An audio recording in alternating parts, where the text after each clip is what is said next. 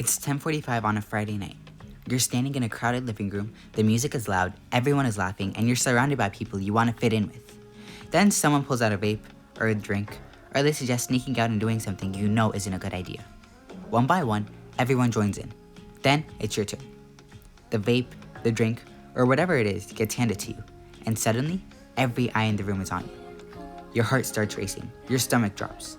Inside your head, you're thinking, I don't want to do this. This isn't who I am. But you didn't say anything. Someone laughs and says, come on, don't be boring, it's not a big deal. Now you feel trapped. If you say no, you're worried everyone will think you're weird. If you say yes, you're going against what you believe. So, why does this happen? Why do smart, kind, independent people sometimes say yes to things they never wanted to do in the first place? A lot of people think it's because they're weak or easily influenced. But that's not true. Your brain is actually built to care about belonging. Today, we're talking about why peer pressure feels so powerful, why saying no can feel almost impossible, and more importantly, how you can stand up for yourself without feeling like you're losing your friends.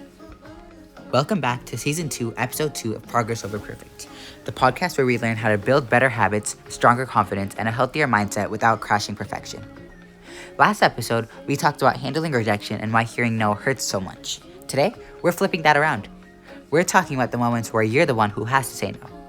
Not the dramatic movie version of peer pressure where someone forces you into something. I'm talking about the real kind. The pressure to laugh at a joke you didn't think was funny. The pressure to go along with a group even if it doesn't feel right. The pressure to stay quiet because you don't want to stand out. The truth is, your brain cares a lot about fitting in, especially during your teen years. But understanding why that happens gives you the power to make better choices. One of the ideas I love from Mindset, the new psychology of success, is that challenges don't define you. They help you grow. Saying no isn't about proving you're perfect. It's about practicing the kind of person you want to become. So let's talk about why saying no can feel so difficult. To understand peer pressure, you first have to understand your brain. When you're a teenager, your brain is still growing and changing.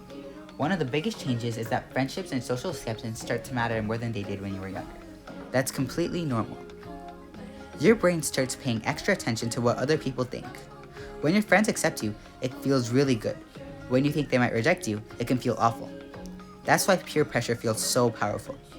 It's not because you're weak, it's because your brain is trying to protect you from feeling left out. Studies have even shown that teenagers are more likely to take risks when their friends are watching rather than where they're alone. Think about that for a second. The exact same person can make two completely different choices depending on who's in the room. That doesn't mean your values disappeared, it means your emotions got louder. Your brain starts thinking, if everyone else is doing this, maybe I should too. The problem is that those feelings can drown out other common sense. That's why relying on willpower alone doesn't usually work. You need a plan before you even enter that situation. Here's something a lot of people don't realize. Most peer pressure isn't obvious. No one has to force you. Sometimes, nobody even says a word. Maybe someone starts making of someone online. Maybe everyone skips homework. Maybe everyone starts vaping. Nobody tells you that you have to join them, but you feel like you should. That's what I call the approval trap. Your brain sees everyone doing the same thing and starts telling you, if I don't do this too, I won't fit in. The interesting part is that after we give in, our brains often try to convince us it wasn't a bad decision. We tell ourselves, it wasn't that serious. Everybody does it. It only happened once. We're trying to make ourselves feel better. But if we aren't careful, those small choices become habits. In Mindset, the new psychology of success, Carol Dweck reminds us that growth starts when we're honest with ourselves. Instead of making excuses, we ask, what can I learn from this? That's a much healthier question than pretending nothing happened. So how do you actually stand your ground when the pressure is real? Here are 3 strategies that make saying no so much easier. The first one would be to have an exit plan. One of the smartest things you can do is to make a plan before you ever need one. Talk with your parents or another trusted adult ahead of time. Come up with a code word or even an emoji you can text if you need help getting out of a situation.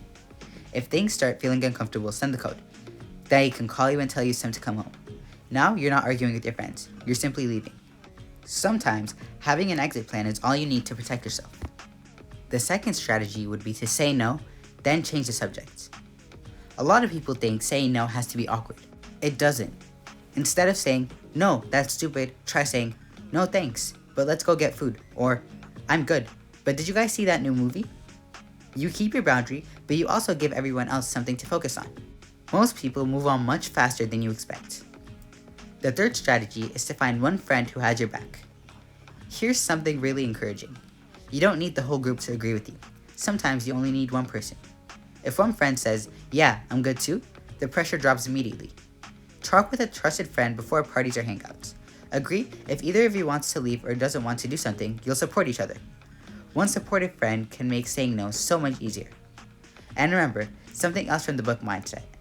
Confidence isn't something you're born with. It's something you build every time you make a choice that matches your values, even when it's hard. As you start practicing these strategies, here's one mistake that trips almost everyone: the over-explaining trap. Have you ever finally worked up the courage to say no and then immediately felt like you had to explain yourself? Maybe you said something like, "I can't because I have homework, and I have to wake up early, and my parents probably won't let me, and I'm really tired anyway." Sound familiar? A lot of us do this because we don't want anyone to be upset with us. But here's the problem. The more you explain, the more opportunities you give someone to argue with you. If you say, "I can't, I have a test tomorrow," someone might answer, "You'll still have plenty of time to study." If you say, "I don't really want to," they say, "Come on, it'll only take a minute." Before you know it, you're having a debate instead of standing by your decision. Here's something important to remember. You don't need to earn the right to say no. "No thanks, I'm good, not today." Those are complete answers. Being confident doesn't mean being rude. It simply means respecting your own boundaries. One of the biggest lessons from the book Mindset, The New Psychology of Success, is that growth comes from making choices that match your values, even when those choices feel uncomfortable. Every time you stick to your boundaries, you'll build in confidence little by little. Now it's your turn to put this into practice. Here's your challenge for this week. Step 1 would be to create an exit plan. Talk with a parent, older sibling, or another trusted adult. Come up with a code word, phrase, or emoji you can text if you ever need help getting out of an uncomfortable situation. Hopefully, you'll never need it, but having a plan can make you feel so much more confident. Step 2, think about your friend group. Take a few minutes to think about the people you spend the most time with. Ask yourself, who encourages me to make good choices? Who respects my boundaries? Who makes me feel like I have to become someone I'm not?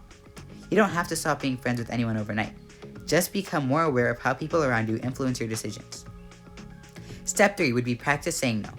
This week, find one small opportunity to practice saying no. Maybe a cashier asks you if you want to sign up for a rewards program. Maybe your friends ask to borrow something you don't want to lend. Maybe someone invites you to something you simply don't want to go to. Practice saying, "No thank you," then stop. No long explanation, no apology, no guilt. The more you practice in small situations, the easier it becomes when the bigger moments come.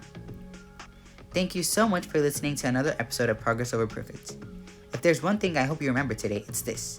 Saying no doesn't make you selfish, it doesn't make you boring, and it definitely doesn't make you weak. Sometimes, the strongest thing you can do is stay true to your values even when everyone around you is making a different choice. In the book Mindset, The New Psychology of Success, Carol Dweck reminds us that we grow through challenges, not by avoiding them. Every time you choose courage over approval, you're becoming a stronger, more confident version of yourself. If this episode helped you, I'd really appreciate it if you liked, subscribed, or shared it with a friend who might need to hear this message. Remember, confidence isn't built on one big moment. It's built one choice at a time, one boundary at a time, and one brave no at a time. Until next time, take care of yourself, keep making progress, and remember, you never have to change who you are just to fit in.